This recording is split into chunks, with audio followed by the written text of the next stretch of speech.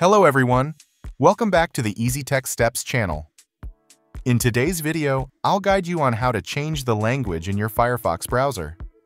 This is a very useful feature, especially if you want to use the browser in a language you're more comfortable with. First, open Firefox on your computer. Click on the three horizontal lines icon in the top right corner of the screen to open the menu. From this menu, select Settings.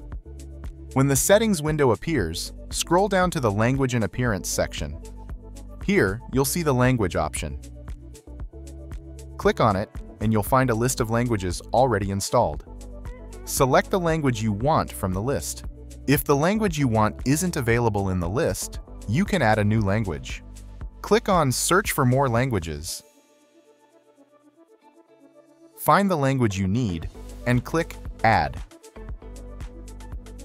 Wait for a moment while Firefox downloads the language pack to your computer. Once the download is complete, make sure the newly added language is at the top of the list. Click OK to finalize. At this point, you'll see that the language of your Firefox browser has been successfully changed. To remove a language, simply select the language you want to delete and click Remove. And that's it. I've just shown you how to change the language in your Firefox browser easily.